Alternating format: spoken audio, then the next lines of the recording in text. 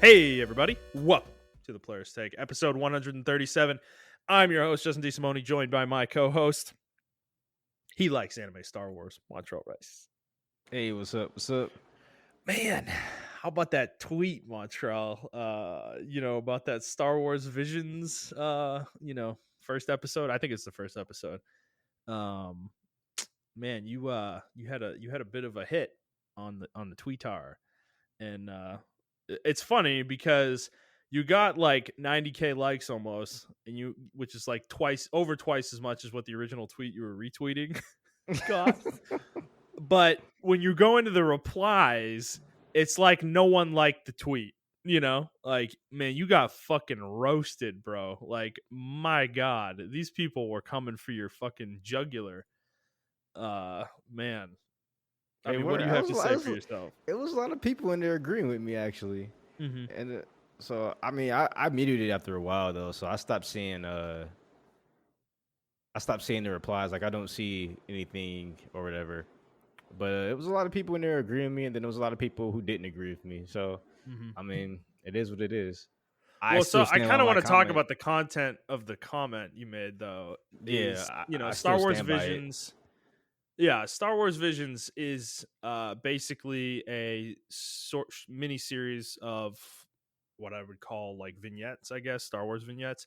But they're all made by different anime studios. That's right? Correct. Yep. So this is a little bit of an experiment. And it's definitely had a mixed reaction. But your tweet and the reactions to your tweet kind of epitomize, I think, how people feel about this is that it's really divisive.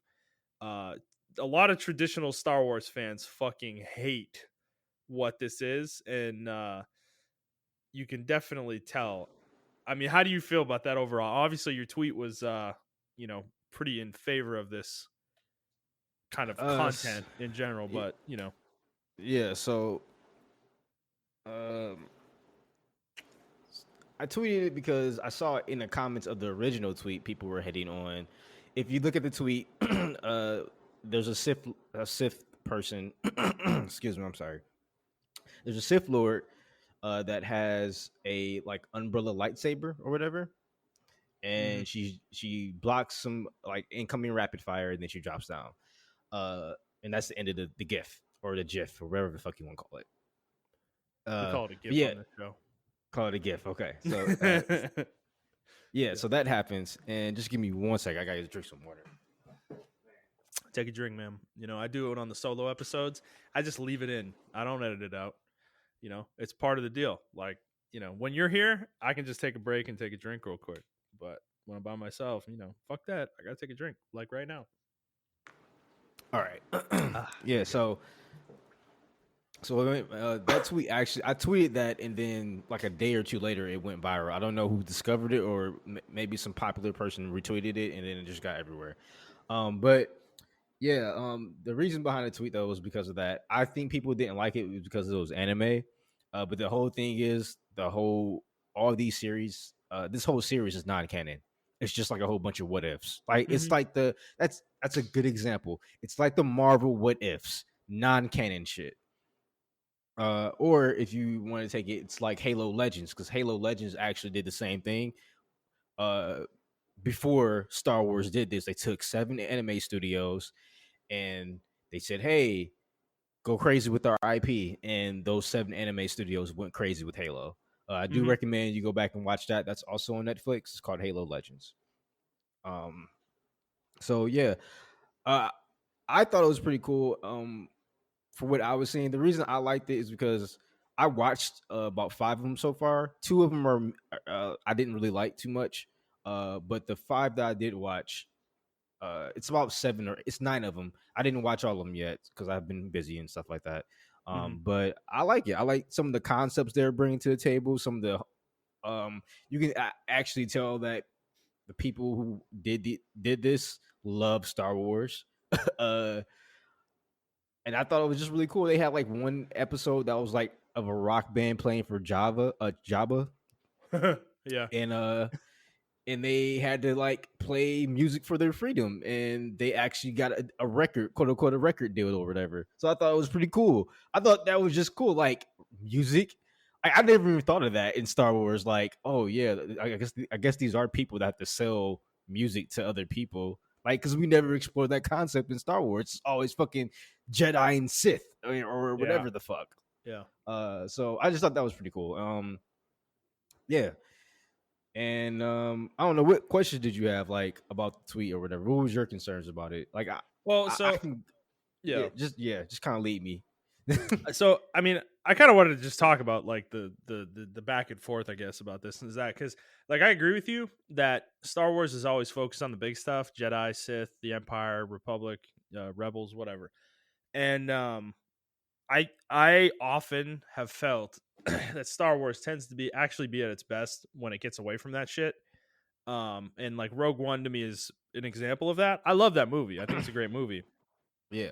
I also like Han Solo because um those movies are they don't they don't deal with like the main conflict. You know, you're seeing like the underbelly of Star Wars, you know, like of the universe. You know, Yeah. you're seeing places that Jedi and Sith would probably never go, you know, and the Yeah. Empire like Exactly. never goes. You know, you're seeing like normal people having to live their lives and things like that. So that like example you had about the band working for Jabba and having to get out or like getting out, you know, because they were good enough to get a record deal or something like that. That's cool, dude. You know, it's like those are the kind of stories that I wish we could like Star Wars is big enough and has enough is well known enough that any like you can have stories like that, dude. You don't it doesn't always have to be epic and crazy and fucking, you know, these insane fights and shit like that, which it can be that too, but like I just think there's a room for a lot, and I think Disney's finally realizing that. It seems more recently they're really starting to explore these like outer spaces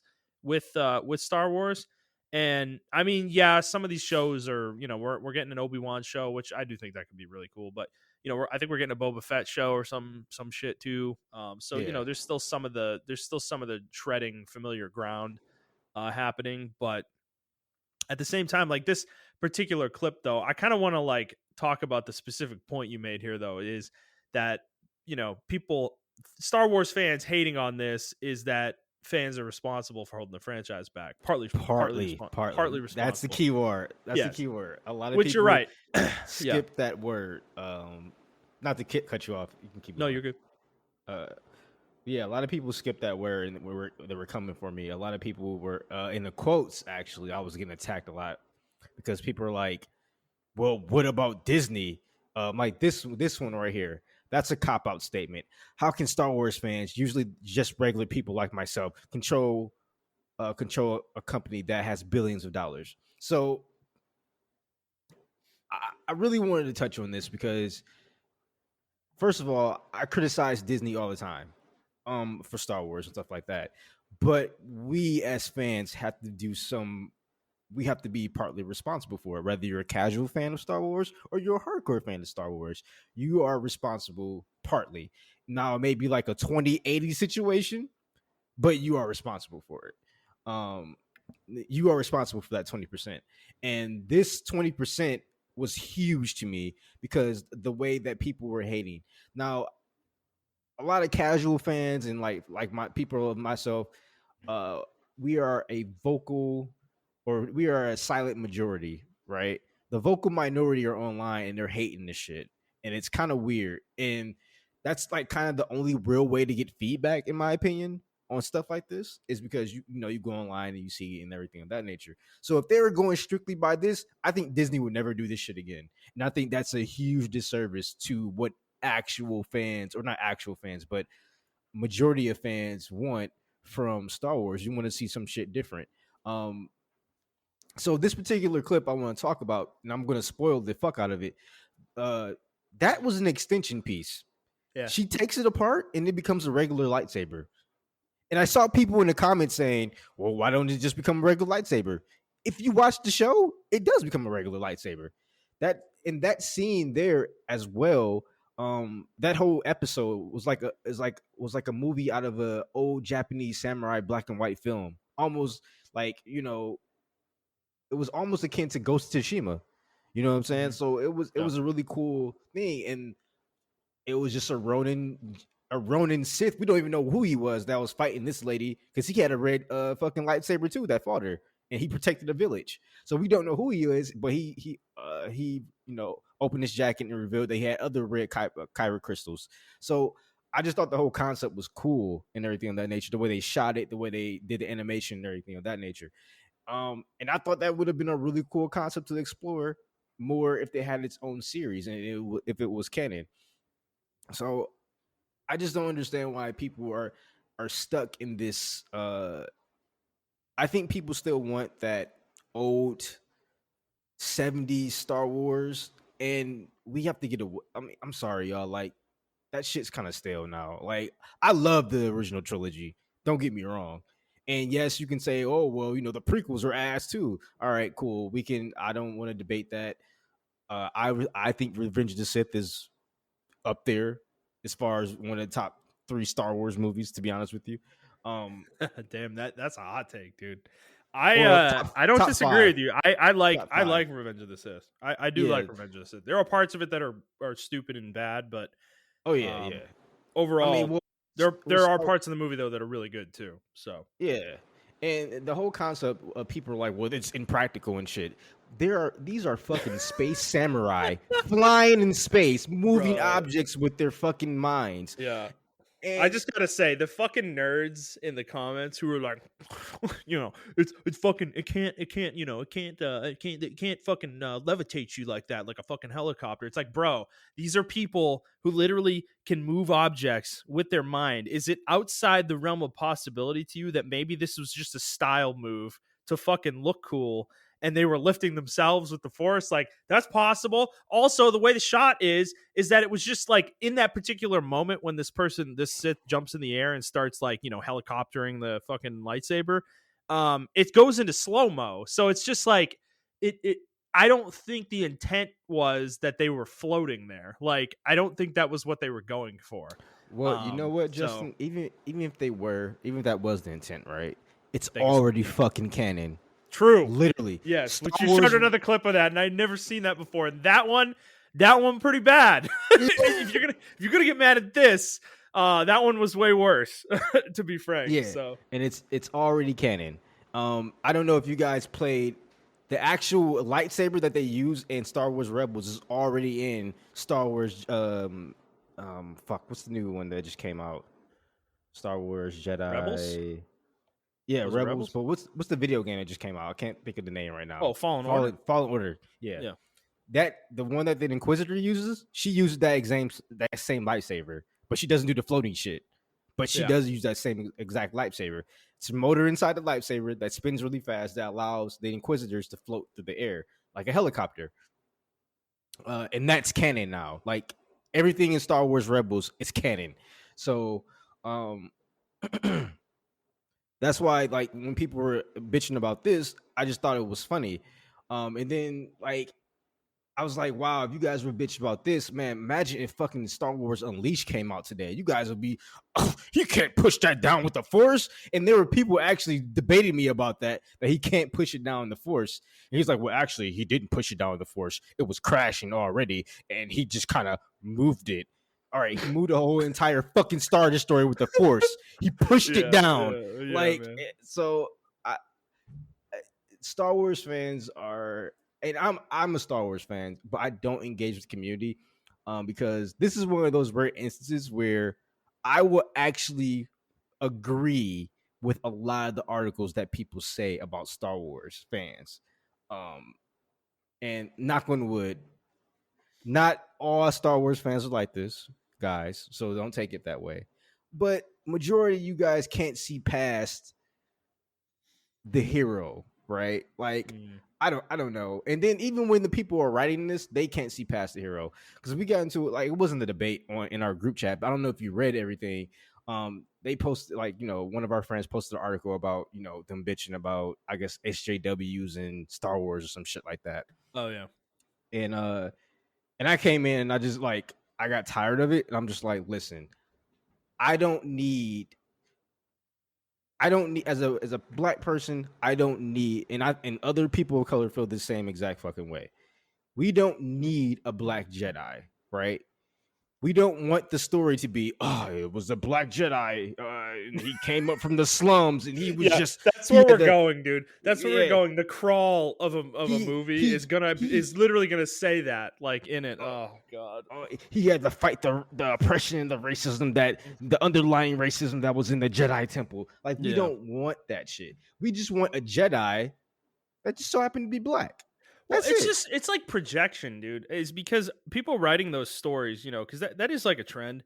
Is that when you have like a black main character and things, that they're like their story is always a struggle about like oppression or fighting some kind of prejudice or something like that. And it's like it happens a lot, and it like I didn't really think about it until we started talking about it. It's like, yeah, that's got to be obnoxious, like fuck, dude, like because We call it trauma porn, and yeah, we're yeah, so tired of trauma porn. Like, scary, yeah, like black scary movies have this trend ever since Get Out. yeah, Like, everything has to be tied to racism when it's a black scary movie, and it's yeah, like, that doesn't have to be the thing. And I think that, like, a couple of games did it correctly, in my opinion. Like, I think so the one game that just came out, Deathloop, right? That wasn't all yeah, about the characters.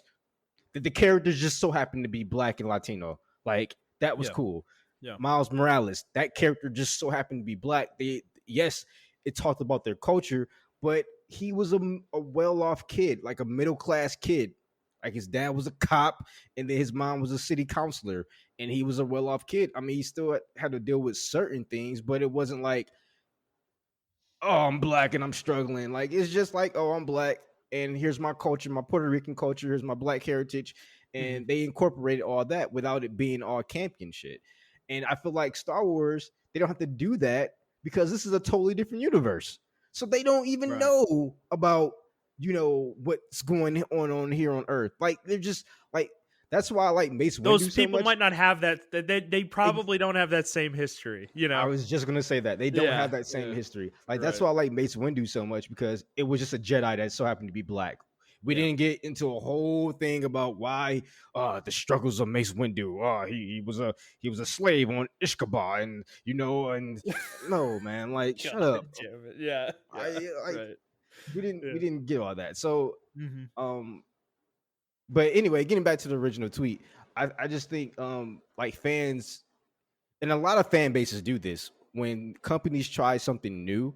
Even I'm guilty of this, so I'm not excluding myself from this. We get mad that they're trying something new. um I think a great example of this, of trying something new in Star Wars and then failing, is because they didn't execute it, is The Last Jedi. Mm-hmm. Now, The Last Jedi, in my opinion, was the first half of the movie. You can debate me all y'all want to. I think the first half of the movie was fucking great. The reason I say that is because it was subverting a lot of expectation. We finally meet Luke Skywalker, and he's like, fuck this shit. Like, as you get older, like, me and Justin can attend to this. Like, I finally understand the phrase, you live either you die a hero or live long enough to see yourself become a villain.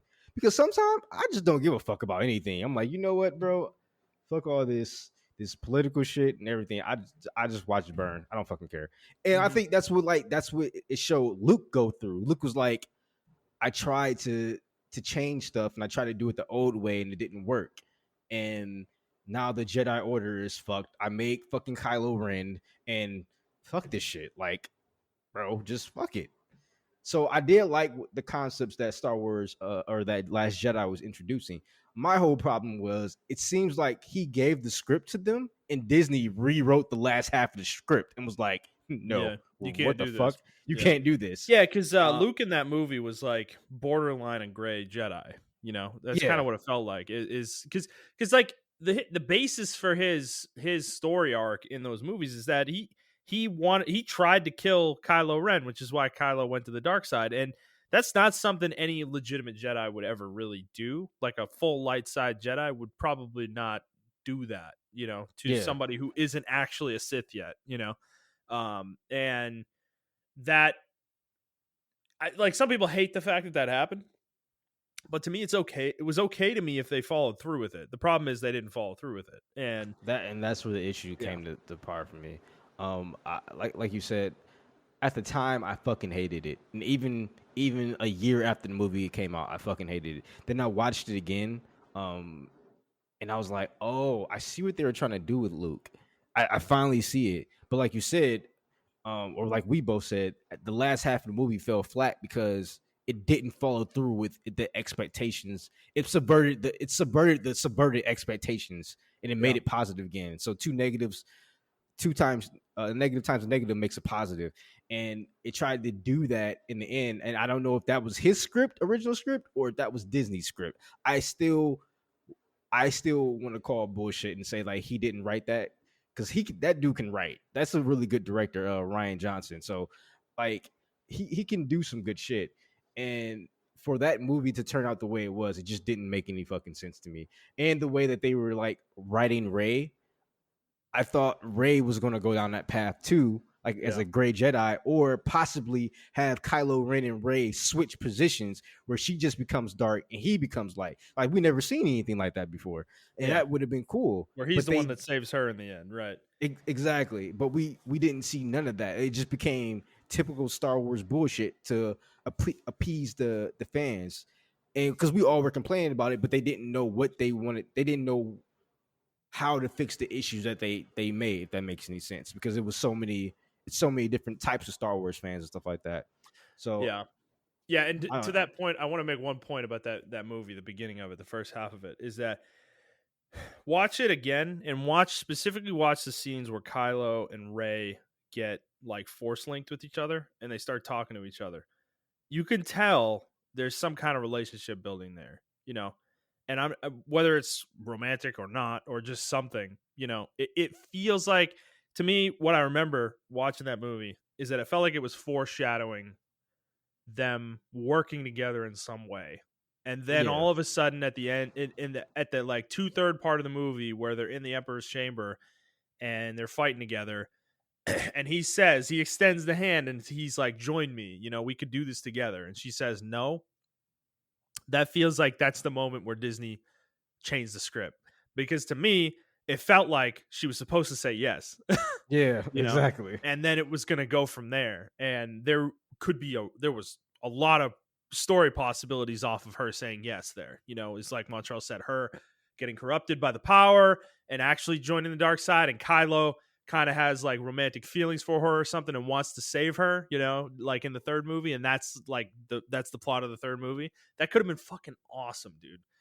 That could have really been cool. Or the opposite, like she kind of goes gray and is trying to like use that power to do good, but can't, because it's like Kylo's got too much influence and he's truly evil, something along those lines.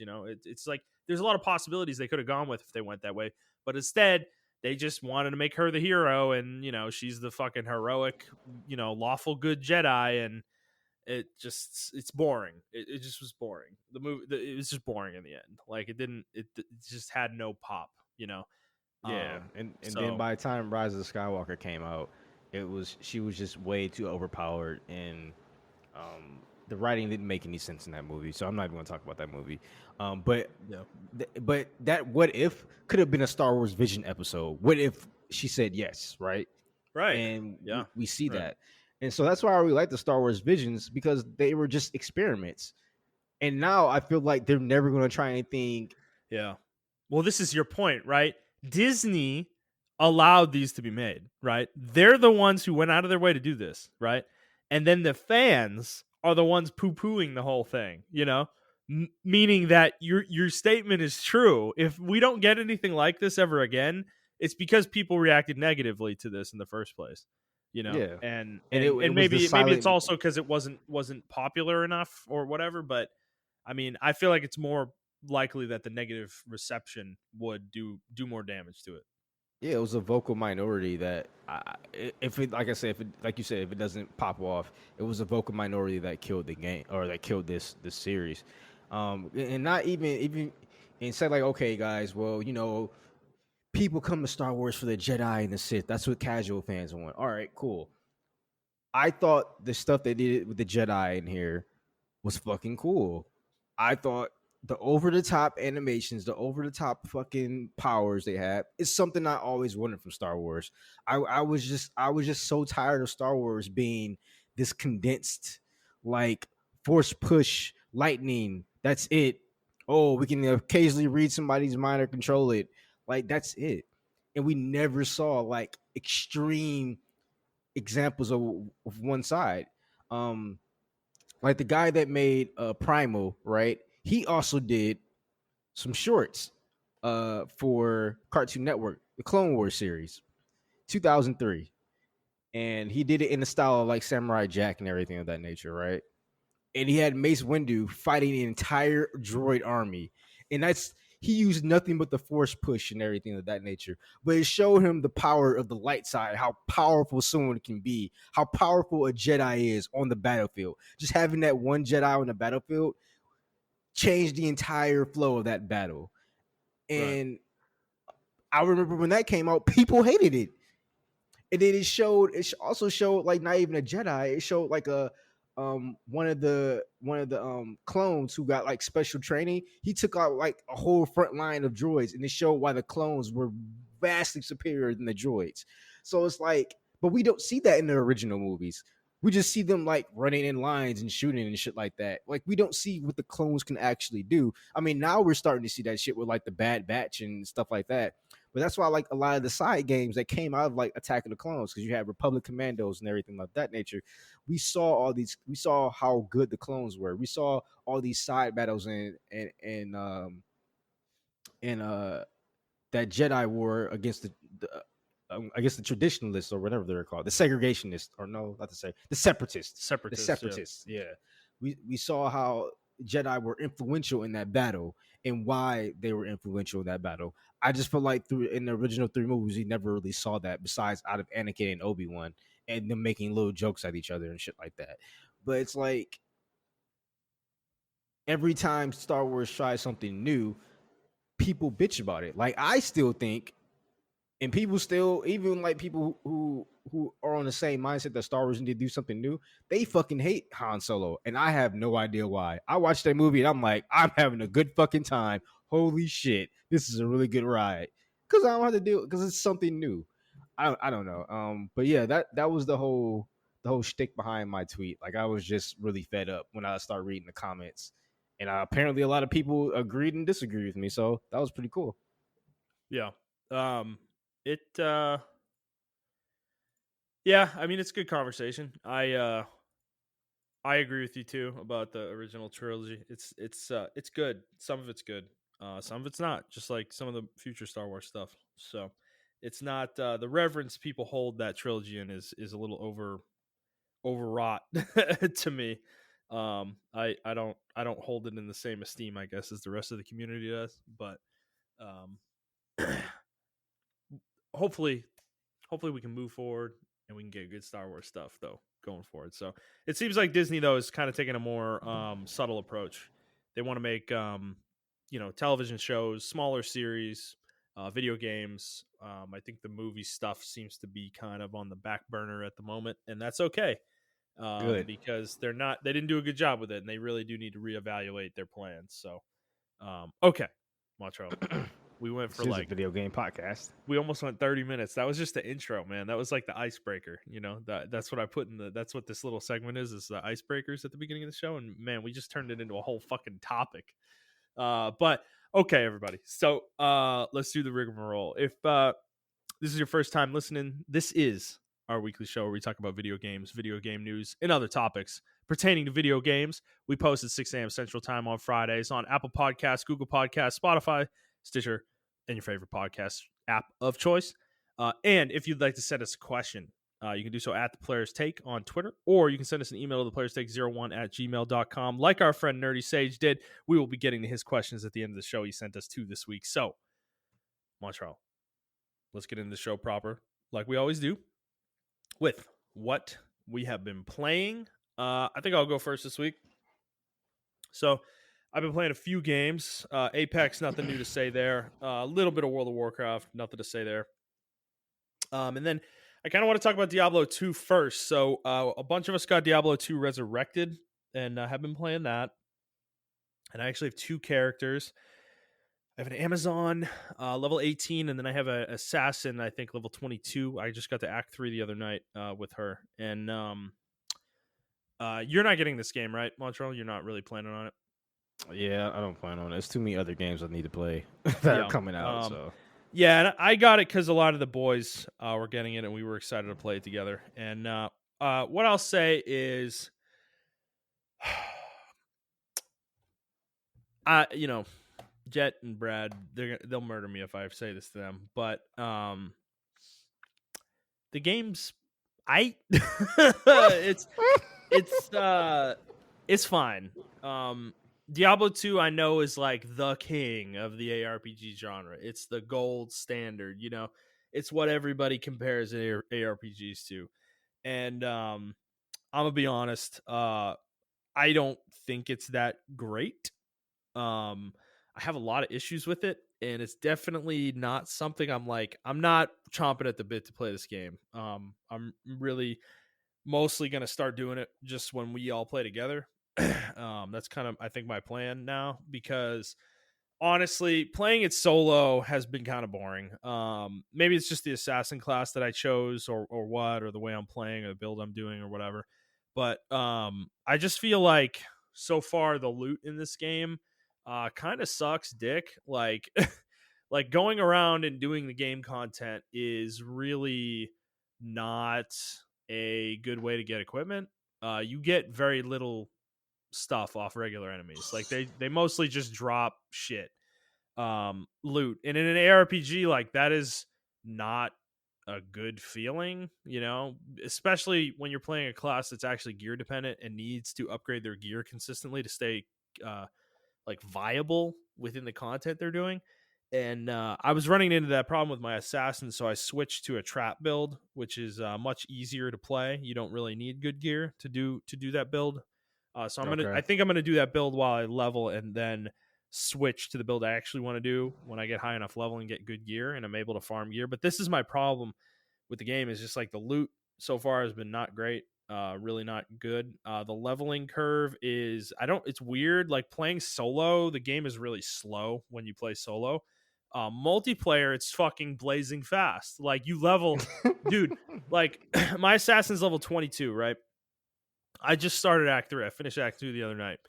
And my Amazon isn't even finished with Act 1, and she's level 18. Like, that's how fast you level in multiplayer. Like, the experience bonuses you get for playing with other players are fucking ridiculous. And that kind of sucks, because I don't really want to play with other people unless I'm playing with my buddies. I don't really want to play with randos, you know. That's like not really what I'm doing, you know. So it's a mixed bag. I'm like, because I've started like sitting here. I'm like, the other night I was like thinking about it. I'm like, you know, oh, I kind of want to play more Diablo, but then I'm like, you know, man, I kind of would rather just play Grim Dawn. I think it's better. At least for me, it's better. You know. That was my biggest fear. I played Diablo 3. Ooh, I know people are gonna kill me for this shit. I played Diablo 3, and I played Diablo 3 though post all the patching and auction Reaper house Souls, shit. right? Yeah. Yep. So yeah, the Reaper Souls, when the Reaper Souls DLC came out and they kind of reverted the game and reworked it. Yeah. Me and my friends, whoa, we had a blast playing that shit. Yeah. And I was actually talking to Andy, and Andy agreed with me. He was like, I like it, but man, the gear sucks. Yeah. What, Diablo 2? Yeah, he said the gear Yeah. sucks. So he's saying the loot same thing I sucks. am. Yeah. The Yeah, he loot, said that dude. The he doesn't loot like how the loot blows. is specifically doesn't tie to your class. Like he said, like, you know, you can get loot for your class, but you can get loot for other people. Jet's gonna Yeah, murder us in he our said. sleep. Yeah, he said that. I know, Andy. I'm sorry. He said also that like, he doesn't have any intention of playing. Like, this game is perfect for people who want to do multiple playthroughs with multiple different characters. He's And I like, but don't. the problem, he's like, I don't want to do that. I want to Yeah. focus on one character and get that character as best as I can, and that's kind of how I play some games. There are like rare exceptions, like maybe I want to, like, Tales of Arise, not the same game, but like I want to learn every character to their abilities in Tales of Arise. right? Yeah. So I would go out my way to learn how to play those characters. Um, but that's like certain games, right? And not everyone wants to play Diablo 2 multiple times. I think it's meant to be played that way, honestly, the way the game is designed. Hmm. But it's just for me, Diablo 3 was just like, you can have this one character, you can level them up really fucking cool. And uh I will say like the skill tree thing was kind of restrictive compared to Diablo 2. In Grim Down and definitely Grim 9. Um Well, okay. Let me put a caveat about Grim Dawn is that Grim Dawn's not for everybody. That game, Grim Dawn is like if you took Diablo 2 and put it on steroids and like put it to its like ultimate. Like Grim Dawn has like two different like every your character has like three different skill trees and you can pick two different classes to play as, which each class has its own skill tree, and then there's the devotion tree, and then there's like augmenting your gear, and then there's components in your gear, and then there's the gear itself, and then there's like your attributes, and dude, the game is hyper complicated. I understand that Grim Dawn's not for everybody. I I think the thing is though is for somebody like me that Grim Dawn is for. This game is severely lacking in every seriously like almost every way, because like Gotcha. the gameplay. So the skill trees in this game aren't really very interesting. To me, they're kind of boring. The attribute system is super boring because, like Grim Dawn, you just put all your attributes in fucking Vitality, and you put the rest of your stats into the what you need to equip your gear, basically, which is no different and no different than D2, which I find funny because I played Grim Dawn with Jet a lot actually, for at least 100 or 200 hours probably, and I remember him criticizing Grim Dawn for this exact thing that I just mentioned. And yet in D2, he's all about it. It's weird. He's got a serious bias towards D2. But like, that's where like the comparisons kind of end because Grim Dawn has a multi-class system. There's 9 different classes you can choose from in that game, or eight or nine. No, it is 9. No, yeah, it is 9. 9 different classes you can choose from, like base classes, and you can combine them together in all these different ways, and in their abilities interact with each other in really interesting ways. Whereas this game, it's just like you got 3 skill trees. Some of them are viable, some of them aren't. It's like World of Warcraft. It's like some classes, like some of their skill trees are fucking useless. There's certain builds that are good. There's certain builds that are bad. And then there's certain gear you're looking for, and it's like that drops off specific bosses, so you just have to run the same boss over and over again, and it's just like and then it's like I think the thing about it is Jet and Brad enjoy this game obviously, and they enjoy it a very specific way that I think me and Andy are probably not jiving with, where they're like, they want to like give us gear, and they want to like, they're telling us what the best equipment is for our level. And they're like, here are these runes that you can put in this fucking gear, and it's better than anything you can wear for like the next 3 difficulties. And it's like, okay, but I just now like there's no gear upgrades for me when I'm playing the game now. So I'm just like, kind of like, I'm just killing things. It's not fun. Like I'm not having fun. Like because like the pure gameplay isn't that good. Like it feels like a 2000, like the year 2000, like a game from the year 2000. It doesn't play that well. Like the gameplay isn't that good. Like Diablo 3's pure gameplay, just like controlling your character, using your abilities, fighting enemies, is like light years ahead of this. I'm sorry. I don't they would probably be so angry at me for saying this, but like Well, even the I new don't even users. like D3, and that is I'm sorry. That is like an objective fact to me. Like this game doesn't feel that good to play. It just like things are clunky. You use an ability and it's like slow. There's like latency. Like I click my ability and it like takes the character a second to register what I told it to do, you know?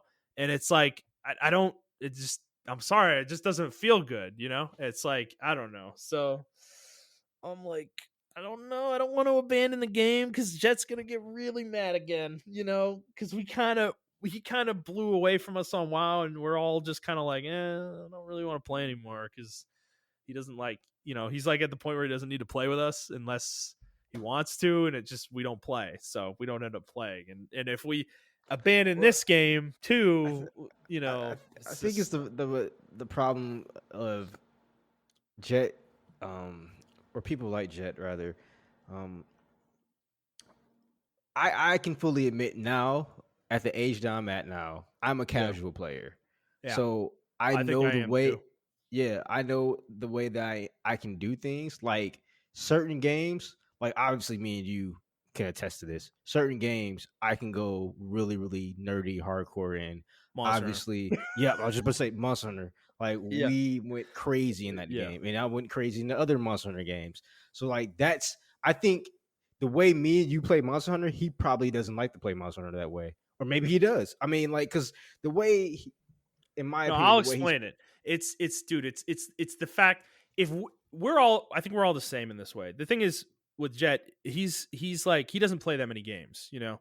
Mhm. He's a gamer, but he likes to play one game and that's the only game he plays for like a month or two. You know, that me and you don't do that, you know. And but we can do that. We have done that in the past. Monster Hunter is a perfect example. It's just the thing is we have to like the game we're playing. I'm not going to do it with a game I don't want to play. I'm Yeah. not going to put the number of hours that Jet has put into D2 already into D2 because I don't like D2 as much as he does. Like not even close, you know? Like it's kind of a struggle for me, you know, to be honest. And so that's like the truth of it. And I think the same is true for him because when we were playing Final Fantasy 14, I was hyper into it. I fucking went hard on that game. Like, dude, I beat that game way before any of you, you know? I was like a full expansion ahead of you guys for most of it, you know? And but that's the thing, none of the rest of you were that into it. So you guys kind of fell behind and that made it worse and then we all dropped it and you know, it's like so that's kind of the problem is like we struggle. I think Apex is literally the only game we play that all of us actually like to play Yeah. because that's the issue. We haven't found a game that I think all of us like to play. That's hard. We have different tastes. Like that's the kind of the reality of it, and maybe that's okay. That's fine. I We're think gonna that ebb is and flow fine. with these games, but I think we got to stop getting mad at each other when like some of us don't like some of these games. You know, it's like Yeah, because that is true. It is I don't toxic. know. It's very It's toxic. gotten a little toxic, you know, at Yeah, times. yeah. I mean, because I'm just not. I like MMOs, but see, the thing is, the way I play MMOs, only game I played with the party was Final Fantasy 14, like an Yeah, actual real life party, yeah. and we played it. We just played it.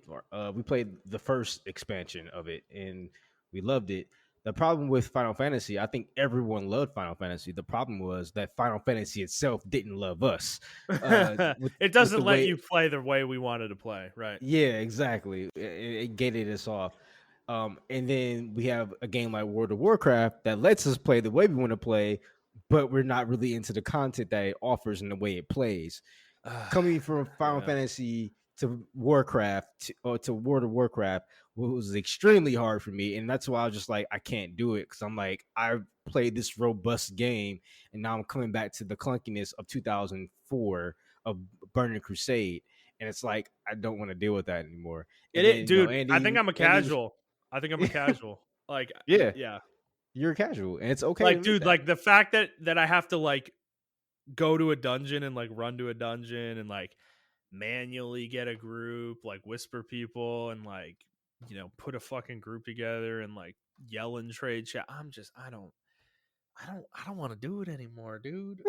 I'm kind of I don't know. I'm a bad person. I think I'm a bad MMO player because I'm like, you know You're not a what, sweaty anymore, man. It's bro, the okay. duty finder. Let's go, man. That's easy. I just select what I want to do and I hit okay and it finds me a group and then we do it and it's good. We're good. You know, it's done. It's over. We did the content. You Yay. know You why? know? Because you have a like, not to be rude or I don't whatever. have time for all that Yeah, bullshit, you have you a know? fucking life now. I Like we don't were young, we were 20 fucking one in college, Yeah, and we were man. like, "Oh my god, Yep. I'm gonna play this shit until Yep. I fucking until Shit my pants in my chair, you yeah, know? Like yeah, like no, man. I'm fucking sticking to my chair. I'm sweating, and I just don't fucking want to get up right now Yeah, because dude. I'm fucking doing raids or whatever. So like, Yep. I get it, but now it's like we have to be very selective with our time.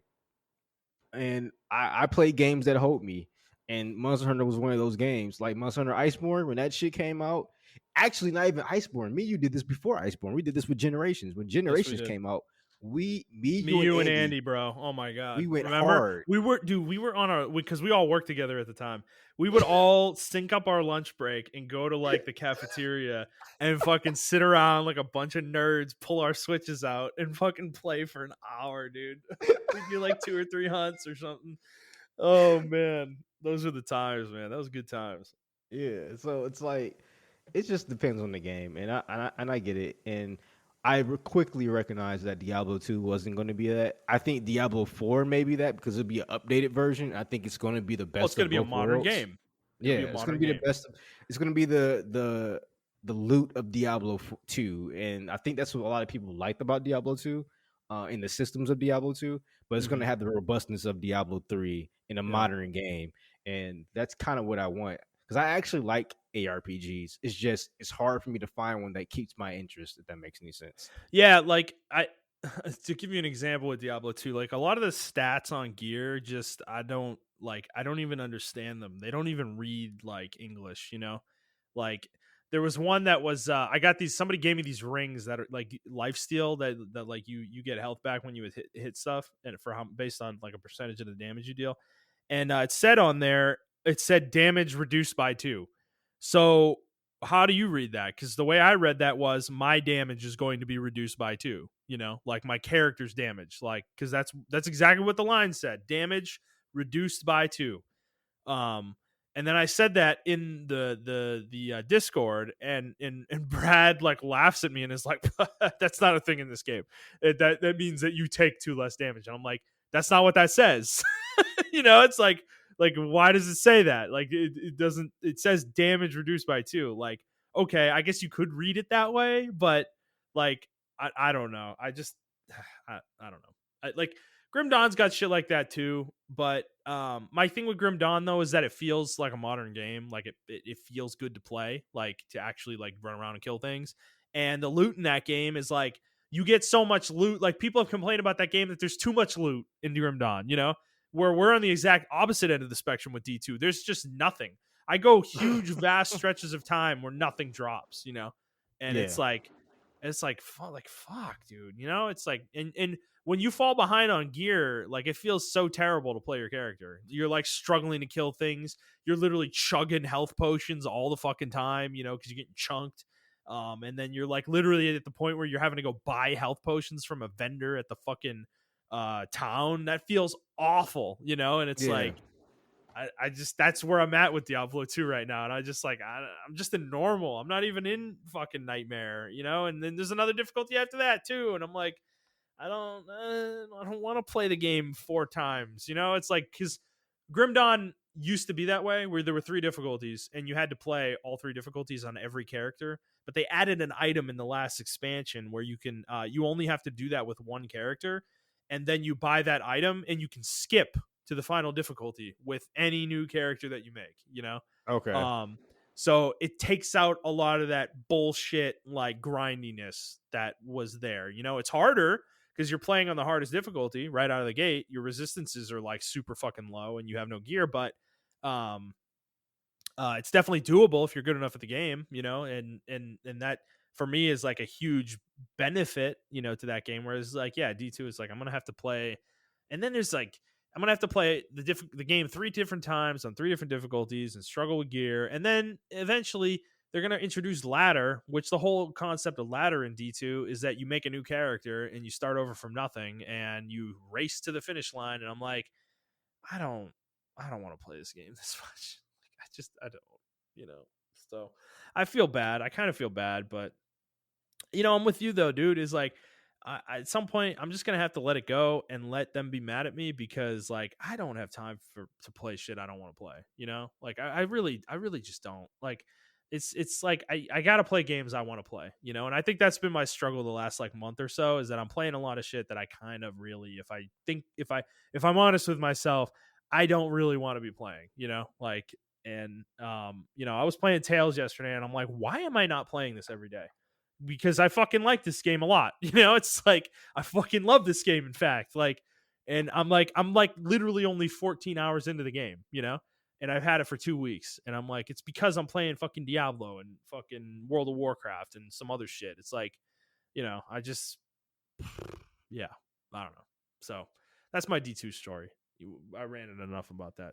Let's move on to let's move on to Tails, because this is a lot more positive conversation about Tails. So Montrell, how far are you in Tails now? Are you done with it? No, I'm not done with it. I actually, since I've been super busy this week, so I've been coming straight home and crashing. Me too, dude.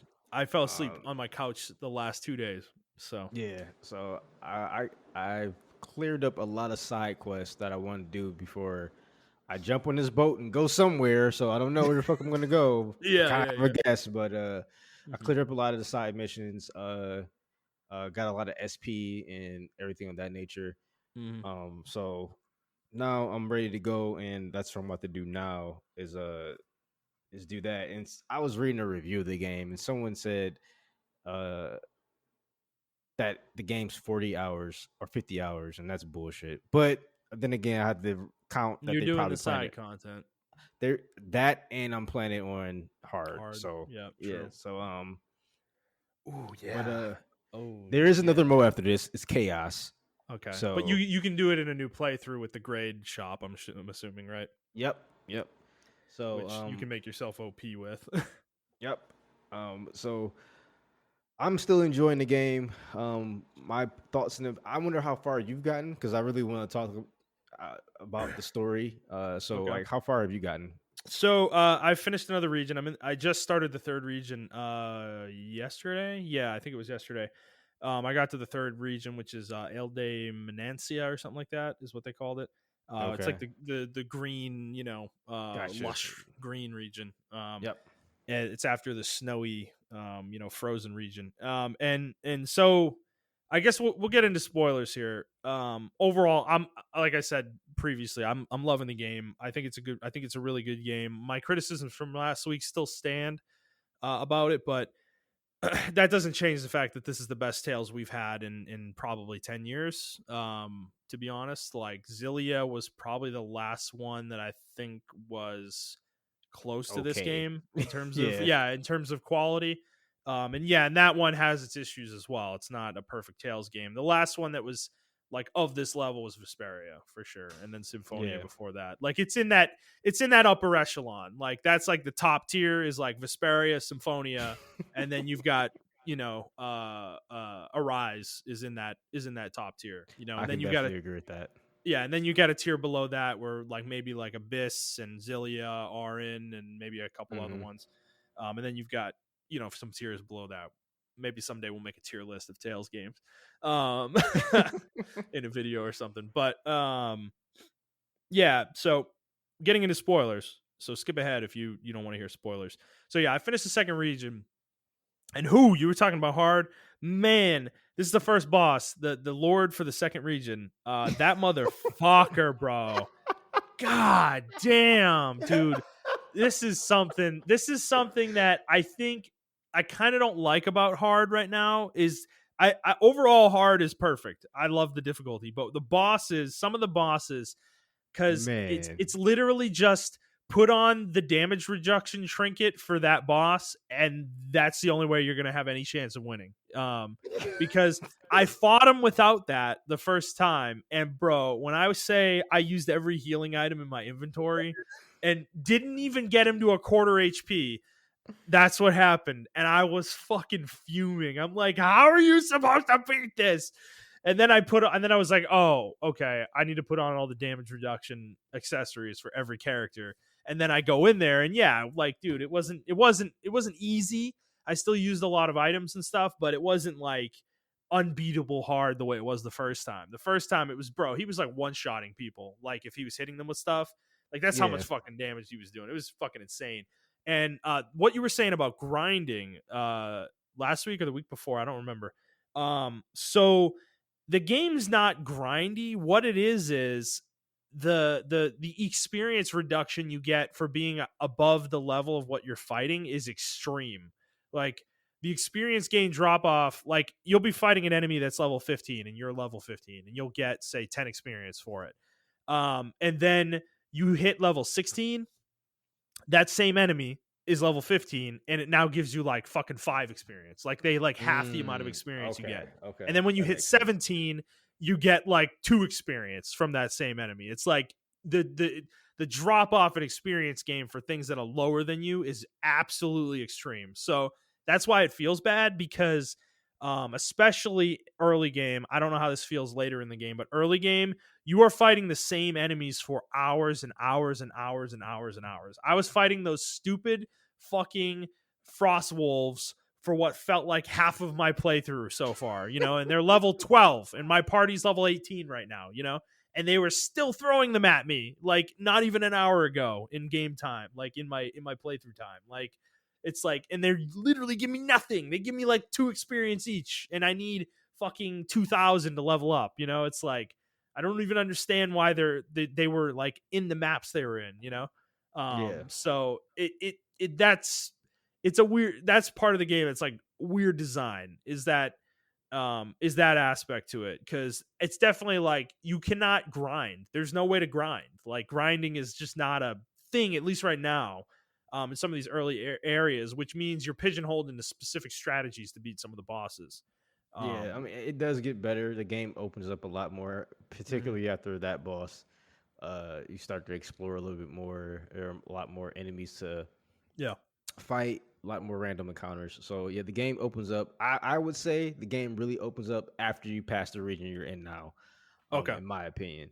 Okay. Um, so yeah, but yeah, that boss man, his Ganabelt. Yeah. duplicates, yeah, Oh Gandervelt, my Gandervelt, god. his Yeah, duplicates were dude. so crazy, and Fuck. I had to figure out. For me, Oh. it was like, all right, I have to target his duplicates because at first Yep. I'm like, all right, I'm not going to target them because they probably do reduction damage or whatever. So Yep. I'm just going to go straight for him. And no, you have to get rid of those things, Mhm. um, because Well, they they damage can. him. I think he takes damage when you hit them too. Okay, That was okay, part of the mechanics of the fight. So, which wasn't clear originally, because like nobody calls out like, "Oh, kill the duplicates" or anything like that. Like, yeah. But so dude, yeah, yeah, no, they fucking chunk. my biggest gripe with the game, with the bosses rather, is they don't really use. So later on in the game, certain characters will have. Obviously, you already know this. Have certain strikes that do impact the game or that do impact the bosses. Um, but a lot of the time, that only works on the big monster bosses. When you're fighting the humanoid characters, like even when they say like, "Oh, when the character's doing this, use law to do this move." And in that fight, I was like, "Okay, like I have law's thing up, and he's doing what I need him to do. Like he's doing the move." And law, and it's not giving you the command for it. Like it did it Yeah. during the what that guy's name? The Balls or first one, whatever. Balsef, Bell ball, boss, balls. ball, Yeah, ball Balsef. self, Yeah, the ball first sack, lord. ball Yeah, self. Ballsack. Yeah, that's right. But I thought like when he goes into the air, I thought like when I have Shion's strike up, okay, I can get that, and that's how I can do damage. That wasn't the case, and I feel like they falsely do that to you each boss battle, and it Yeah. irritates the fuck out of me. I Well, don't I know think they're why they do it. threshold based. I think they're threshold based. Like, it's based on how much like HP they have. So when you hit 75% with Balsef, that's when the strike pops up, the special one for that fight. Okay. Um, and then that's true of the second phase, I think, too. When you get them to 25%, there's another strike that happens at that point. So, um, yeah, but the thing is, the normal boost attacks, like laws that like breaks guard, it like I kind of felt like you were supposed to use that against Ganabelt, and it would like break his shield momentarily, but it didn't. And all it would do is stagger him for like, I don't know, 2 seconds or something. And it like I couldn't even get a full combo off on the guy before he's like obliterating my entire party again. It's like I Yeah. just like it like the some of the sometimes, yeah, the humanoid bosses just feel like they're unstaggerable, and it's just like, you're not doing enough damage to fucking break them or something. I don't know. It like they're fun fights. I'm not gonna lie. Like when I Oh yeah, beat they're very fun Ganabelt, fights. Ganabelt only took me 2 tries. Like once I figured out I needed to put Oh those shit. accessories on. Yeah, once I figured out I needed to put those accessories on, the fight was easy enough. It was just like I just needed to not get hit too much, and I could manage, but that's the problem though. The party, I'm going to go back to the AI cuz last week I was kind of complaining about that a little bit. They really don't do a good job on some of these boss fights because it's weird how they operate because when everyone was alive, Law is literally face planted on the ground every fucking 5 seconds, like literally dead every 5 seconds, 0 HP. Man, I And don't know why you're having so much problem with the AI. Like they have but not been that bad for no, no, me. no, no. But dude, the first time I did the fight, like when I wiped, I got pissed off and when I ran out of items and I just let myself die. Law had 130 hit points left and he was the only one alive. Bro, when I say this motherfucker was dodging Ganabelt and his 4 images on his own with no input from me for literally 2 minutes, I'm not kidding. He stayed alive. I sat there watching him like, bro, why are you all of a sudden like a fucking Olympian dodger? Like, you can't be hit. Where is this when we're all alive? Like, what the fuck? You know, I don't know what happened. Like the AI has some like, you know, last stand like code in it where they're like, man, I'm the only one alive. I gotta hold it down for the party or some shit, you know? Because yeah, like when everyone was alive, Law's getting his ass handed to him and he's just dying constantly. And like Shion's fine and fucking Rinwell's fine, which is funny because I was complaining about Shion last week, but like Shion's been fine. She's okay. Rinwell's perfectly fine. She's like never getting hit. She feels like her AI is good. She's kind of keeping her distance or whatever. But yeah, Law's like a fucking kamikaze.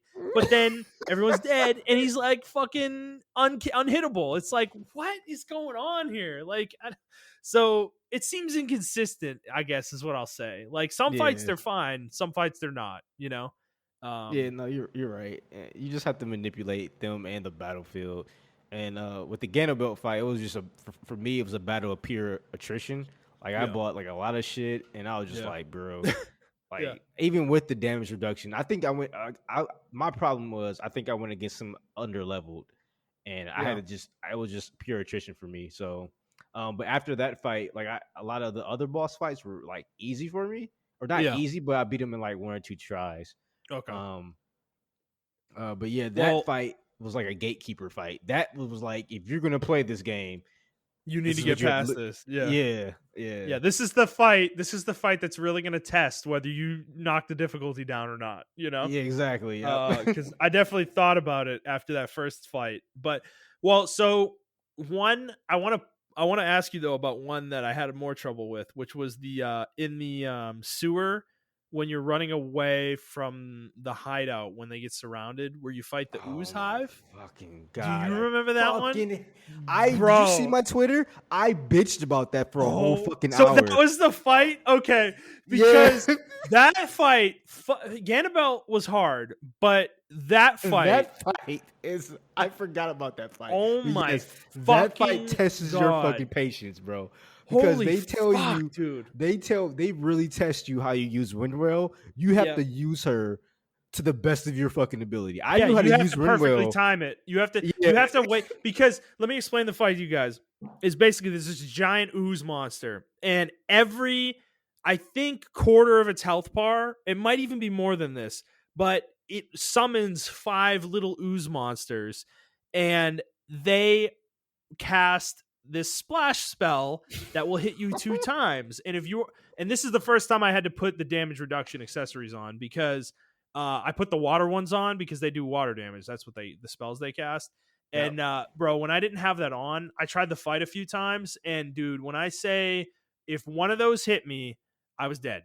Straight up. They were doing like 250 damage to me and I have 1,000 HP. You know, it was like, and they were doing, and the splash spell does 2 hits. So 2 splash spells and I was dead. And if I got hit by one, there were 5 of them. That probably means the second one was going to hit me at the same time. So if I got hit at all, I was fucking dead. Like, oh God, that fight was bullshit. That one was the one that took me a while. You know, the reason Ganabel didn't take me that many is because I realized really quickly that I just needed to put accessories on and manage the fight better. But this one, I didn't think about it for a while. I like smashed my head against it without any of the damage reduction accessories for, I don't know, like 30 minutes or more probably. And I was getting so frustrating because there was 1 or 2 attempts that I got really far. And I was like, you know, I got through like the first 3 waves of the little slime enemies that he summons. And I was like, and he was below 25% HP at the after the third one. And I was like, okay, there can't be another one after this. I was like, I got this, man. I think I got this. And then he summons 5 more, and I wanted to fucking throw my controller out the window. I was like, you can't be serious. I was like, how do they expect you to do this? Like, this is bullshit. I was so pissed off, dude. Yeah, man, that fight was pretty. I forgot that fight was so bad that my memory wiped it out because I Yeah. was fucking heated about that fight, bro. I was on Twitter bitching about that fight for about a full hour until I beat it, and it seemed like no one else had issues with that fight. But like, Well, it's because all those motherfuckers are playing on normal, Montrell. This game on normal's got to be the easiest shit I've ever seen because, like, hard feels appropriate, like appropriately balanced for the most part. It's a little on the hard side where like certain enemies will kill you really fast if you're not careful, but most enemies, like if you're on level with them, like don't really hit that hard. It feels like. So I'm like, on normal, this shit's got to be a joke. Like you don't even need to worry about dying. It's like, so yeah, that's why nobody bitched about it because they weren't playing on hard, man. That monster, that was like you said, that was the first monster that like taught me to use the accessories because I put the water accessories on, and I'm like, okay, cool. And then I learned how to time Windrell's attacks and everything like that. Also, like learned the fucking elements and all that shit. And I'm like, okay, like, Yep. So, because Alphen in that fight really shines if you use his abilities right, because everything in the fight's weak to fire. And that's where you really needed to abuse his like blazing sword and all his fire skills. Yep, exactly. And you really need to learn how to use Xian to heal. So I would have her. I had her. When I really need to heal, I would hotkey to her myself and then just heal, and then I would put her in a good position and then heal, and then I'll switch back to Alphen. But that fight really did teach me a lot. I completely forgot about that fight. Thanks for reminding me because that fight and then the Ganondorf fight. I think this is the hardest section of the game, and by far, that is the hardest section. On the road to Ganondorf, the blob monster and Ganondorf, those two monsters really test how you are. There's one more monster, in my opinion, that was pretty hard for me later on. That really kind of got on my nerves, but it only took me a couple tries to beat. But that's pretty much it. Well, the fights are long as fuck too. The boss fights, like I actually appreciate that, man. They're like 10 minutes plus, and I appreciate that too. I'm not complaining about it, but it's like long, when you lose fights. though, it feels really bad, Oh yeah, you put a lot of time in. Yeah, they're long, stressful fights. And everything's expensive, so you don't like using your items. So I don't use my items during regular fights. Like I will go through a whole dungeon, and if my CP's low, I will rest and then go through the dungeon again. Like because you have to save your items for these boss fights. These boss fights are actual like JRPG boss fights back in the 90s, in my opinion. Like you have to use strategy against them. Well, at least on hard mode. I don't know, man. I'm glad you're liking it though. Yeah, and in terms of the story, obviously I know you were kind of alluding to this last week, but yes, Zephyr passed on. Yeah. It was emotional. I was kind of bummed. I was kind of hoping he would stick around a little longer because I really liked his dynamic with the party. I'm kind of looking forward to playing through the game again just to experience the period of time he's with Xion and Alphen. And even Rinwell for a little while, because I think he was a really nice character that kind of grounded the party. And they've kind of lost that element. Alphen's like trying to give that or be that, but he's not good at it yet. And, Xion does not respect him the way she seemed to respect Zephyr. So there's a lot of her just kind of being mean to him. Going on, and he's just like, God fucking damn it, I do like Law though. I like it's nice because him and Alphen seem to have I already like their relationship. They seem to be like kind of broing it up a little bit, and I appreciate that because the game definitely didn't have that element before he was in the party. Shion's still kind of cold hearted, not really, hasn't really softened yet. I'm sure she will at some point, but it's it is getting a little old. her shtick. Yeah, yeah. I would tell you it starts to really bleed off after this region. It Okay. actually takes a nosedive in this region. You'll see why. But Well, yeah, I'm gonna guess at some point we learn more about her past because she's really cagey about it and really doesn't say much of anything about well, it. it's events happens that bitchiness gets them into a real kerfuffle, like Oh yeah. unnecessary. Like it was really unnecessary, and you're like, everyone in the party is just like, why the fuck did you do that? Type deal. So Hmm. it really comes back to bite her in the ass, and she kind of is like, okay, I need to kind of That's chill the good. fuck out. That's Yeah, good. you know. No, I like that. I think that's the thing about the game. I'm glad to hear that because I think that's the thing about the game so far that I like. The story is that these characters are, besides her so far, like everybody's really being put in positions that are testing them. Yeah, Alphen, it's pretty constant for him, but Law for sure had a lot, and then even Rinwell to a degree. Like she doesn't like Shion and has to deal with her, obviously, which we talked about last week. But I mean, also as well, she's like super young too. She's like, I don't know what, 15 probably, or fucking yeah. I think 16. she's like 15, 16. And she's just really inexperienced in general. So,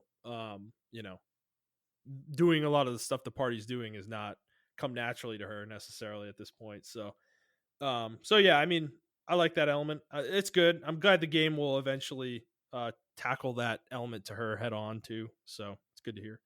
I'm excited to play more. I probably will play more tonight after we're done recording because I was playing yesterday and I was like, man, yeah, I'm doing this game a disservice. I got to play this more, Yeah. So, Yeah, um, I like how in the game, like before we move on, like their personalities all kind of they all have flaws, and the story like exploits those flaws, right? So like Zephyr, for instance, we see that he's this like bombastic. He's not bombastic, but he's really knowledgeable. He's really wise and everything of that nature. But he had to get that wisdom from somewhere. And then when you finally meet Law, you meet that he was so for the for the movement that he forgot his own fucking family. And Law mhm, is the product where Law is at in the story.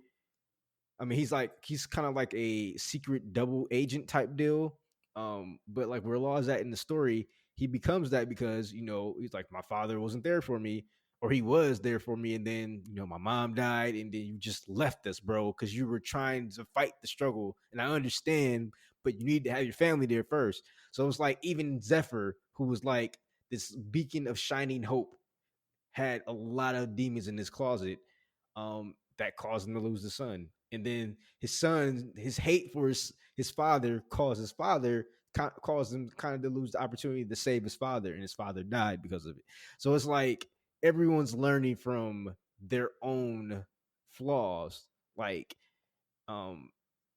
yeah, I think it's pretty cool. I think it's really the only person to me, in my opinion, who's flawless was kind of weak as Windrails, but I'll wait till you get that far. But mhm. uh, I think everyone else like they learn from their flaws, and their strengths are used against them as well. So Elfins is a really interesting turn of events for him as well. So I can't wait for you to get at least to the midpoint of the story. Okay, cool. Word. We'll have more to say as we play more. All right, Montreal, let's get into the news. We have talked a lot more in this episode than I thought we would. So, Yeah, all right, let's get to the news. First story. We only have a couple this week. The rumor leak, whatever you want to call it, that happened. God, this was like 2 or 3 months ago now, where Sony accidentally uh, announced the acquisition of Bluepoint, uh, which wasn't actually acquired yet. I'm sure that like it wasn't on paper yet.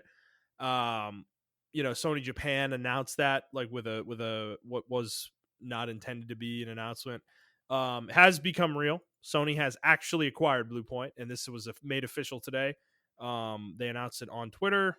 They had a blog post as well, and I will read the quote from Bluepoint themselves. This is from Marco Thrush, the president of Bluepoint Games. Quote, we're thrilled to officially join PlayStation Studios. Austin, Texas has been home base for Bluepoint from when we first founded the studio back in 2006, and we're now a team of close to 70 super talented creatives and growing. While the studio has certainly grown over the past 15 years, our cultural beliefs have remained the same, to always push the envelope and create the highest quality games possible, all while having fun doing it. The focus on culture has been instrumental to our success, and we're excited that PlayStation Studios shares a similar culture and vision. PlayStation has such an iconic gaming catalog, and for us, there's been nothing better than to bring some of gaming's masterpieces to new players. Becoming a part of PlayStation Studios empowers our team to raise the quality bar even further and create even more impactful experiences for the PlayStation community. Thanks to everyone who supported us throughout the years. We can't wait to bring you more amazing games in this next chapter for Bluepoint Games. And then I think within the blog post themselves, let's see. Not in the blog post. Okay, somewhere somebody said that they are actually working on their own game, like a new IP that is like not a remake of anything. Yeah, they did say that, but they don't have any information on it right now. Right. So we knew this was coming. This was just a matter of time. It was really just paperwork. It was accidentally announced, but we knew this was going to happen. But also, I think you and I on this show have been talking about this for at least a year or more, that this made total sense for Sony to acquire this company. They've had a close relationship with them over the years, and they've done such a great job as well. And honestly, it fills a hole that Sony, I think could use a studio that ports games and does an excellent job porting those games. So, what are your thoughts on this, Montrell? I really don't. I mean, long time coming. About time. It would have been really stupid if they didn't acquire them at all. Yeah. I'm glad they got them before Xbox probably was gonna swoop them up or someone else. Yeah. So I'm glad they're working for Sony. I mean, they're a good company. Dark Souls. I'm sorry. Demon Souls proved that, and they did other games too. But yeah, I'm looking forward to seeing what they can do on their own. Well, what do you think about them making their own game? Because I mean, they've been a port studio up to this point, or a remake studio, port/remake studio, and that's been their identity. I mean, do you think it's kind of a um, uh, missed opportunity or not? I don't know how to word this. Do you think it's the wrong thing to have them make their own game? No, I think it's the right opportunity for them to do it. Okay, because I've been looking. I've been looking forward for them to make their own game. I mean, they are good at porting other games over. But to do that, you still have to have some level of game design. You have to balance some of the games and everything of that nature. So I think they do a good job. Yeah, I'm of two minds about this. I hope that this doesn't mean that they are not going to do remakes. I think they're so good at doing remakes that I want them to continue doing that to some degree. But I also understand that creatively, at some point, this kind of studio probably wants to do a little bit more than that. So Yeah. Yep. my hope is that we kind of can get one new one and maybe a remake, and then one new one, like maybe an on and off kind of thing, Yeah. Yep. Well, it How depends about on how you? good their original IP may be. If it's a hit, then Mm-hmm. they may not never go back to doing remakes. Fair. That is fair. All right, Macho, let's move on. So this next story, it's one that you brought to my attention, and I think I'm going to let you kind of take this one away. So go ahead and explain what's going on here. So I don't know if you guys have been following the podcast. If you're a first time listener or not, we've been following this for a while. We actually had a whole podcast. Well, not a whole podcast, but a whole episode or half episode just dedicated to Twitch because we wanted to get into Twitch. And there are a lot of people of color streaming. There are a lot of small time streamers streaming, and a lot of those people are actually gaining traction or were gaining traction until the winter came. And that winter being hot tub streamers, ASMR streamers, and all types of softcore porn streamers on Twitch. And Twitch wasn't doing anything about it. It was eating up a lot of viewerships from others, for other people. And now Mhm. we actually made a suggestion, like me and Justin did, saying that not saying that they was like, oh, this podcast did this, but we're just glad they did it.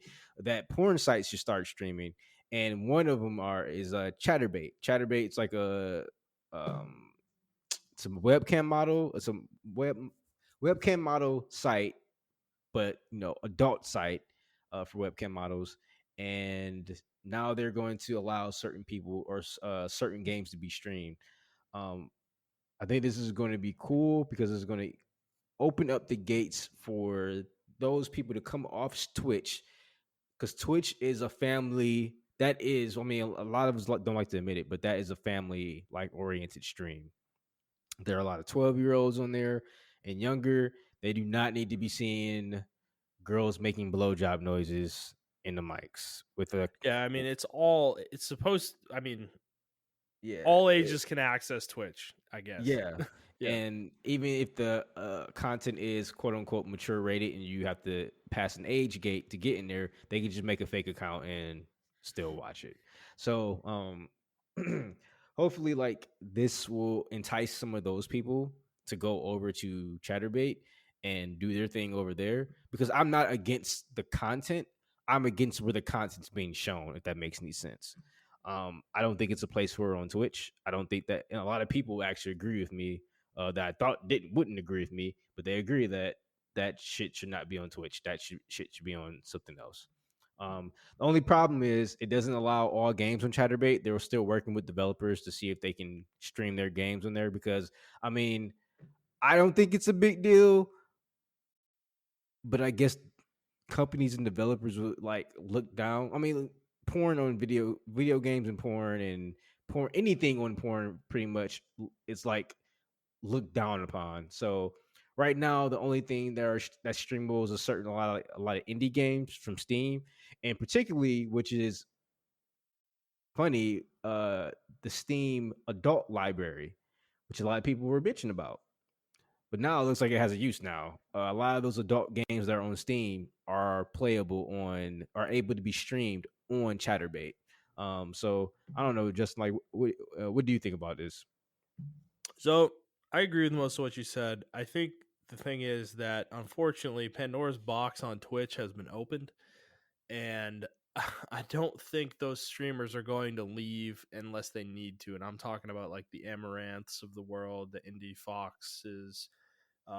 There's others. I don't remember. I don't know all their names, but those are the two that come to mind for me. But I think their brand will be stronger on Twitch without showing everything than it would be on a site like this showing it all, you know. Mm-hmm. I think that tease element that they have is Mm, stronger than like going full adult content would be. gotcha. That makes a lot of Which sense. is why I don't, because yeah, I don't like Amaranth and Indie Fox. I don't think they have. Do they have OnlyFans? Because I don't think they do. And Yeah, I remember we did say they did, and they actually don't. I don't think so. I don't think they do. okay, and that would make sense, right? Because like having that would kind of invalidate their streams a little bit, you know. And so I don't know, man. I still think Twitch is probably going to have to step in some regard. Um, but I think it's good that some of these sites are dabbling in this though, because at least it does, you know, maybe future people will go here instead of using Twitch to do that kind of content, you know.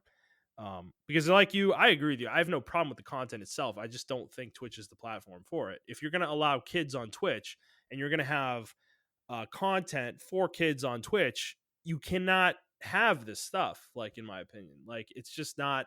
It's not appropriate to have them together, you know. And Because yeah, that's the thing. Like, I'm all for adult content, dude. I totally am in support of it. Like, I always have been. Like, we've talked about OnlyFans on this show before. I'm totally in support of that platform and the way that women use it. I am totally in support of that. But like, there needs to be a place for it, though. Like, those are separated from these other sites that kids can get to. So because yeah, as a parent, like as I'm not a parent, but if I was a parent, it would be really hard to deal with as a parent. Like, how do you, like, what do I do? Block Twitch? Okay, so they can't watch Twitch. Like, or if I don't block Twitch, what do I do? I'm gonna have to give them their own account, activate whatever parental controls are there. I don't even know what Twitch's parental controls look like. If they're robust enough that I could block this kind of content, it's like it gets really muddy really fast, and that's something that I am surprised that Twitch hasn't tackled, up to this point. So that's about all I got to say on it, though. Yeah, I mean, I agree. I mean, even if they do, use parental controls, I think a lot of these kids are smart enough now to where they can just make a fake account. Like, it's not hard, so. Right. Kids are smarter than you think. Yeah. And I think Twitch needs to do something about it because, like you said, like we both said, there's no, I don't think there's a place for it on Twitch. Now, if you're doing other stuff and you just so happen to be hot, that's a totally different story. But if you're specifically like doing hot tub streams or ASMR, and I'm not even talking about just like the innocent ASMR, like the adult ASMR, like then you take that shit somewhere else because it's not for that platform. And I understand like they have M rating, but I think that's only designed for M rating games, not M rated content. Yeah, right. Because they don't even allow you to stream porn games on there. There are like plenty of like hentai porn games on there, and they don't allow you to stream that. So why would you allow this type of content to go on? I mean, they've always been picky and choosy about what they have problems with, though. Like they banned Dr. Disrespect with no reason given whatsoever, and then they allow this shit on there. It's like they've always been like they do their own thing. They ban those porn games, but they're okay with this. And I don't know. So yeah, I don't expect anything to really change, but or at least anytime soon. But I guess we will see. Okay, Montrell, we've got 2 questions to close out the show this week, and they are both from our friend Nerdy Sage. And let's start with the first one. Hey guys, how do you feel about the Initiative teaming up with Crystal Dynamics for the Perfect Dark game? I personally am not worried about it, and I know development teams partner all the time. Do you all think this could affect the way the game or the Initiative is viewed, and what does this mean for future titles they make outside of Perfect Dark? Marshall, you want to go first? I think Crystal Dynamics I know their reputation because of Marvel Avengers, and they released something else, didn't they? Fuck, yeah, they did the Tomb Raider games, the new Tomb Raider trilogy. Well, besides that, what else did they do? Because I like the Tomb Raider games. I thought they were really good. Actually. I don't know what they did before those. I mean, those have been their last, like, I mean, that's like the last, like, almost 10 years, so. Okay, yeah, I know their reputation is kind of shot because of Avengers. Because of the Avengers, but I think this would be their way of coming back, or they're a support team. So I mean, they're not going to. I would think they wouldn't have any like real say in what's going on. They'd just be like a support team. Like, okay, we're going to support you. Maybe they may nudge them in a certain direction because they probably have a lot more experience than the Initiative. But I think the Initiative was old Rare people, right? Well, no. So the Initiative is Microsoft's like uber development team. That was like their attempt to make a super high quality AAA studio. And a lot of the argument around this has been that why does a studio like that need help from Square Enix, one of Square Enix's studios, to make this game? And then from the other side, It's why the fuck is Square Enix taking one of their development teams and putting them in a support role on a Microsoft first party fucking game, you know? Well, it's that money, man. Yeah, I'm sure Microsoft paid a lot of money for this. But to me, so this is multifaceted because Crystal Dynamics recent output, Avengers was a total flop. The game's still alive. They're still making content for it. So part of the studio is still working on that. I'm going to guess that most of the rest of the studio is probably doing this. There is a possibility that they are working on their own game on the side otherwise as well. But I I think this is tough because I don't really care about Crystal Dynamics myself. They've made some quality games, but I'm not super interested in their work generally, or I haven't been. So this doesn't hit me in any particular way. However, I can empathize with people who are fans of the studio because there are plenty of Tomb Raider fans out there. And if this happened to Eidos, you know damn well I would be on this podcast screaming bloody murder that Square Enix is fucking wasting Eidos. Why aren't they making Deus Ex games? What the flying fuck, fucking bullshit. So from that perspective, I think this has got to be super disappointing for fans of Crystal Dynamics. In probably in the same way that them making an Avengers game might have been disappointing coming off of the Tomb Raider trilogy. So I get that, but shit, maybe Avengers was so bad that Square feels like this is the best way to make money off this team right now. I was just gonna say that I feel like yeah, the Avengers was a huge flop, and this is the only way they're leasing them out right now. I mean, they have talent. That team, Crystal Dynamics. I mean, the way they did Tomb Raider, in my opinion, I know a lot of people may disagree with it or whatever. But I actually really enjoyed Tomb Raider and what they did, how they turned that franchise from one thing to another.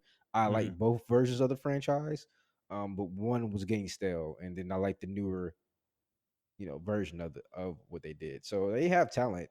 But yeah, it is pretty. One, it's a good thing because maybe Square sees like, okay, we can't really continue with the Avengers anymore like that. Like we can have a team for it, but that's pretty much like pumping out updates and it's not the primary focus. yeah, exactly. So that's one good thing, and then it's a sad thing too, like you said, because fans of Crystal Dynamics, they're not going to get another Tomb Raider probably for a couple years now because they're working on Perfect Dark. But in the same sense, you may see some of that flair in Perfect Dark because I don't know if you guys played the remakes of the Perfect Dark or the reimagining of Perfect Dark. I didn't like it at all. It was pretty weird. They didn't know what to do with the direction of that game. So I'm interested in seeing what they're going to do with it now. But Yeah. also, I want to add one more caveat, one more point to that. I'm actually disappointed that Perfect Dark's getting made because I wanted the initiative to make a brand new IP. I didn't want them to bring in the IP from the ground or Perfect Dark, But I guess you got to start somewhere. I mean, I agree with that too. Actually, that was like really disappointing to me. I wanted a new IP from that studio, but from the other side of the question that Sage asked, does this affect how you view the initiative, and should it? Because the fact that they need help, is that indicative of anything to you? Yeah, it actually does. It actually, maybe they don't have as much creative freedom as we thought they would. Because I doubt the first thing they came into was like, yo, Perfect Dark. We want to remake that. Or maybe they did. Who knows? Maybe they did do that. But if Microsoft banded this studio together, and I think Microsoft is the one calling the shots. And I'm disappointed because I don't think they have as much creative freedom as I thought they would. So I am very disappointed right now. As of right now, of this recording, I am kind of disappointed in what the initiative has to offer and what they have shown me thus far, or what I've heard thus far.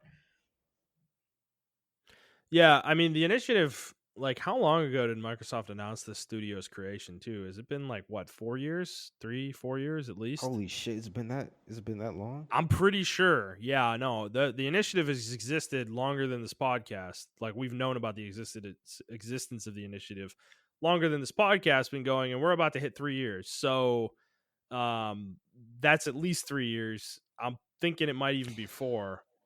Because I so to me that is like the fact that they're bringing them in now, or at least announcing that they're bringing them in now. Maybe they've been working on them with them for a little while. That I mean, that indicates though that Perfect Darks, I mean, still quite a ways out. We could be like 2024 could be the earliest we're looking at for that game, and that means that the dev cycle for the game is super long. I mean, maybe they spent a couple of years and just brainstorming ideas and didn't come up with anything for a long time. But if Well, I that's do the know, case. like Perfect Dark's history was like, Mhm. well, not history, but like the game, the original game, it was like GoldenEye, but missions had way more flexibility in what you can do and things of that nature. So Mhm. I imagine that's what they're going for. But not only was the game known for the single player, but a lot of people love the multiplayer of that. You can play with 4 players, but you can also play up to like 72 bots with the expansion pack on it. So yeah, there would be like literally 72 characters in one map just going crazy, Yeah. along with the 4 players that you're playing with. So um I think maybe that support team is for what I'm assuming is a really really robust multiplayer that's coming with it. Yeah. I guess we'll see. Um okay. Next question that Sage asks us. Uh Is there a moment you think is a missed opportunity in gaming? Could be a storyline, mechanic, or anything.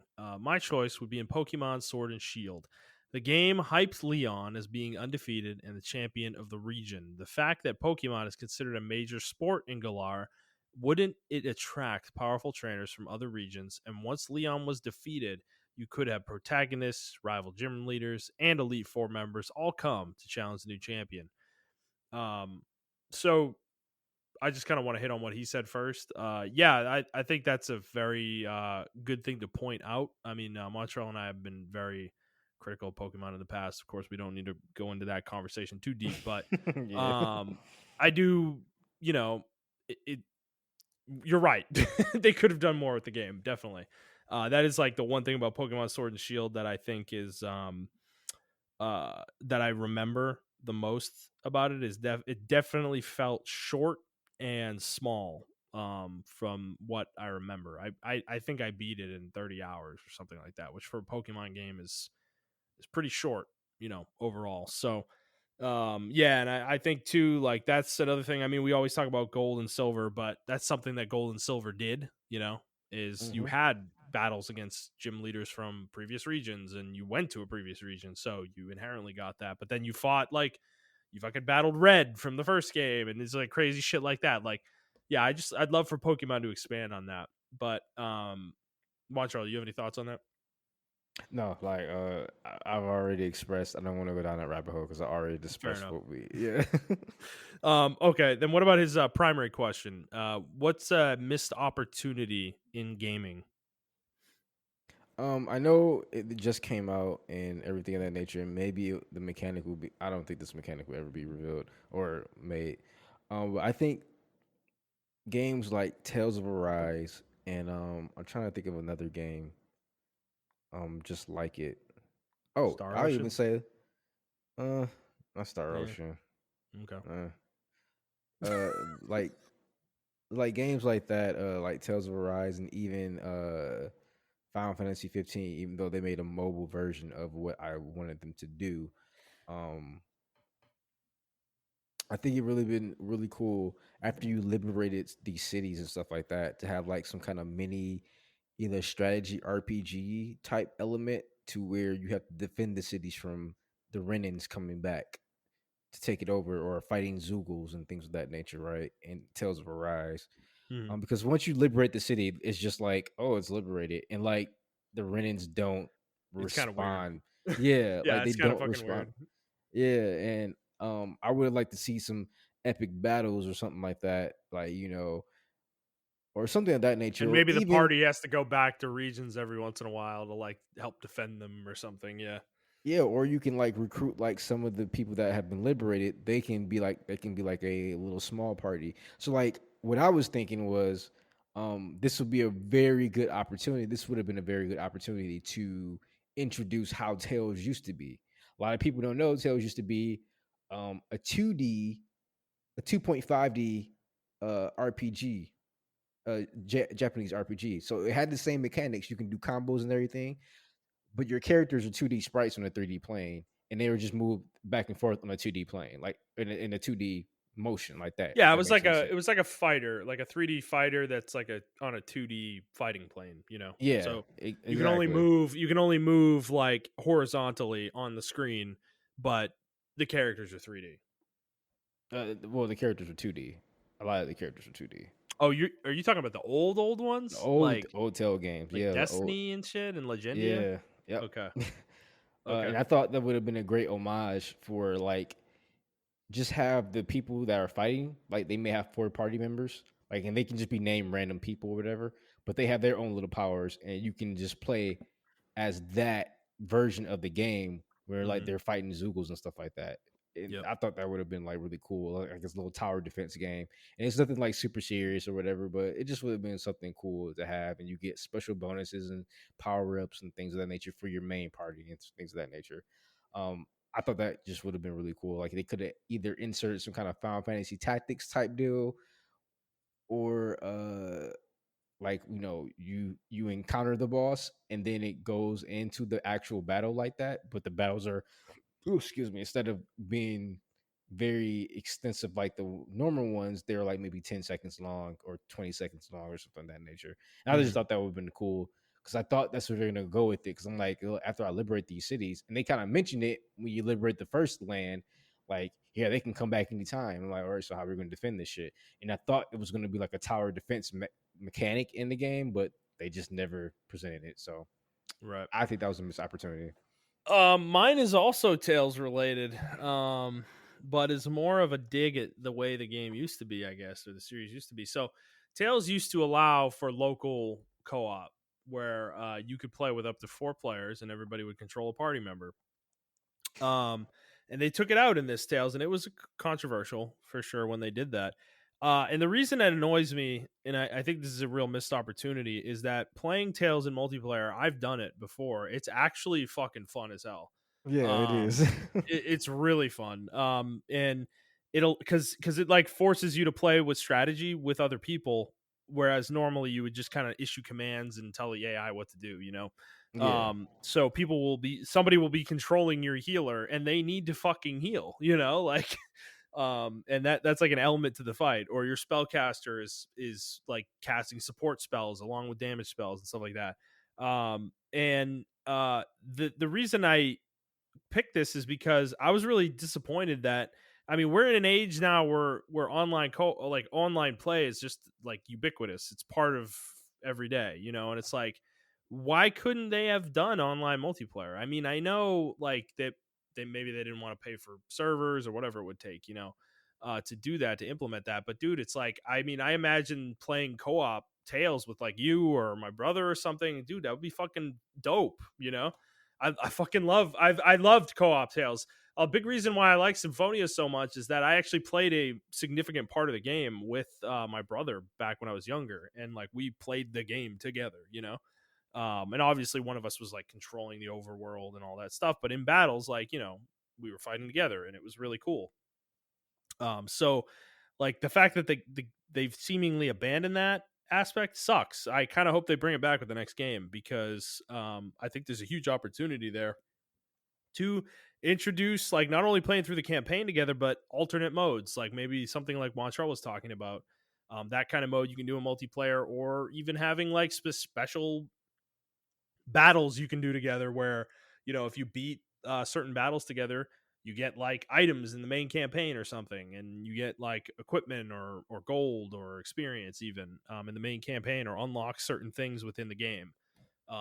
It's like there's just a lot of things you could do with it. And I was super disappointed when they announced there was no multiplayer at all. And it's like, well, damn, it's like you couldn't have at least kept the local multiplayer. It's like, like, why did that have to go away? I just like, I don't even really, I like, I guess the problem is the boost mechanic, the way the boost mechanics work.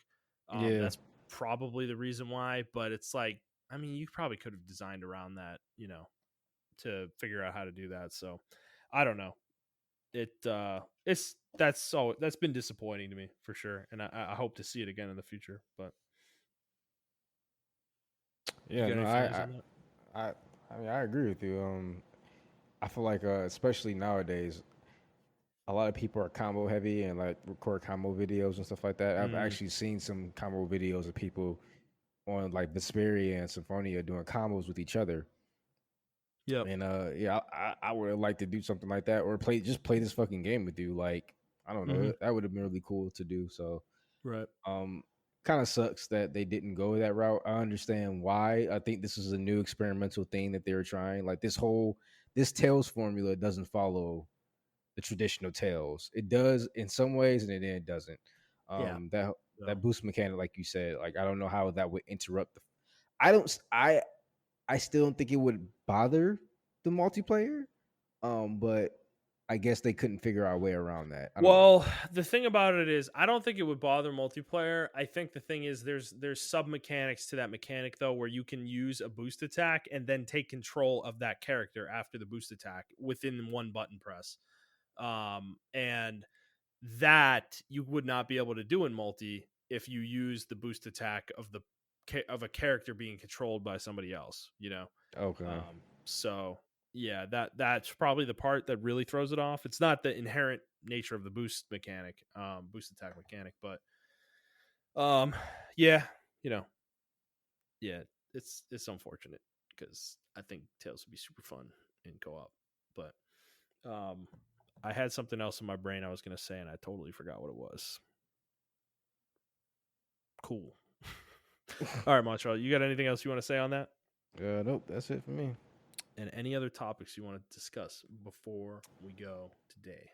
Nah, I think I'm done. All right, sounds good. Oh, you know what? I was going to ask you, what's the highest combo you've gotten in Tails? Last night I just did a 225 combo. Ooh, I got you beat, man. I think my thing is at like 236 or something. That's my highest. Okay. Man. All right. Well, yeah, no.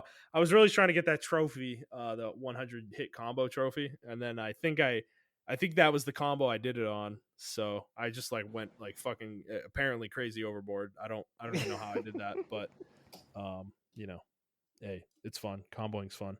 All right. If you like this episode, please like the episode, review the show, subscribe to the show on whatever feed you are listening to it on, and please share it with your friends. If you'd like to interact with us on Twitter, you can do so at iTrap for the Hokage for Montrell. That is the number 4, not the word. I'm at Thundernut01, and the show is at The Player's Take. If you'd like to send us a question like Nerdy Sage did, you can send us one on Twitter, or you can send us an email to theplayerstake01@gmail.com. And that is going to be it for us this week, guys. We hope that you enjoyed this episode, and we will see you next week.